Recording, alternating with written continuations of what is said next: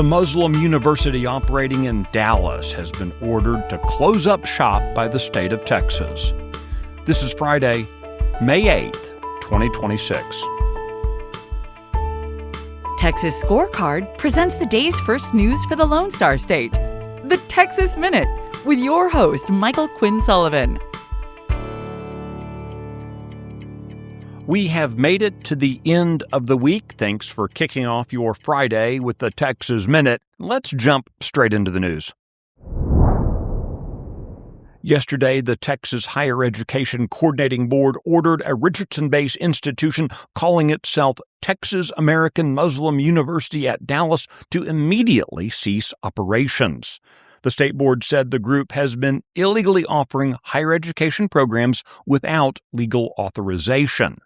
Marketing itself as Tex A.M. University at Dallas, the Islamic-centered institution offered STEM degree programs combined with mandatory Islamic studies coursework.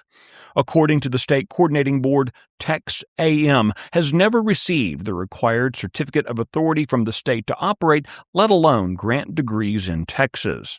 State officials warned that violations of Texas law could expose the organization to criminal penalties, civil liability, administrative penalties, and enforcement under the Texas Deceptive Trade Practices Act. Under state law, terms such as university and college cannot legally be used by unapproved institutions. The Texas A&M University System Board of Regents has unanimously confirmed Dr. Susan Balbina as the 28th president of the flagship College Station campus, going with a continuity pick after several years of leadership upheaval. She will officially step into the presidency on May 11th. Balbina is currently the system's executive vice chancellor and has spent more than 3 decades moving through A&M and system leadership. Her selection comes after a stretch of instability in the president's office. The past 2 presidents were forced out following scandals involving left-wing indoctrination. A group of state lawmakers has asked to meet with the leadership of the Public Utility Commission in order to discuss the controversial construction of 3 new extra high-voltage transmission lines. Known as the Permian Basin Reliability Plan, the legislature originally authorized it as a limited fix for a specific region. Critics have said that the Public Utility Commission, the grid operator ERCOT, and the energy company Oncor have expanded it into a broader $90 billion-plus build-out with minimal public input. Confusingly, the plan calls for transmission lines to take power from East Texas into the energy-rich Permian Basin. The lawmakers argue that the PUC should instead prioritize the construction of dispatchable energy generation within the Permian Basin, as it could provide greater long-term grid reliability. Dispatchable energy refers to electrical generation from sources such as natural gas, clean coal, and nuclear.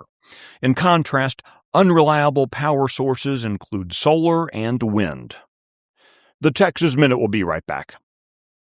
News and analysis on what's happening in Texas. End your day with daily headlines from Texas Scorecard.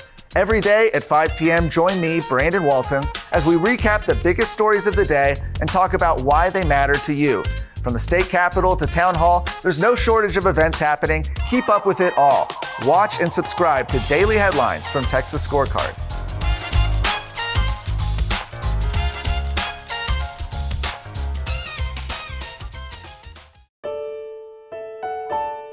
A statewide investigation into dozens of school districts has been launched by Attorney General Ken Paxton to confirm that they're following a new law requiring that the 10 Commandments be displayed in classrooms. Many of the districts targeted by Paxton had previously delayed implementation of the law as litigation proceeded in federal court. Late last month, a federal appeals court upheld the law's constitutionality and allowed the state to enforce it. Last year, the Texas legislature passed a law requiring public schools to display in each classroom donated copies of the 10 Commandments that met clearly defined specifications. Separately, the boards of school districts and charters were required to vote by March 1st, 2026 on establishing a daily period during which students and employees may pray or read religious texts. Paxton is asking the districts to provide documentation that this was done. You can find details on all the stories mentioned today and keep up with the latest news by visiting TexasScorecard.com. This edition of the Texas Minute was based on the original reporting of Brandon Waltons, Robert Montoya, and Sidney Henry. Our producer is the great Nick Shepard. I look forward to seeing you out around the Lone Star State. Now, go have a great weekend.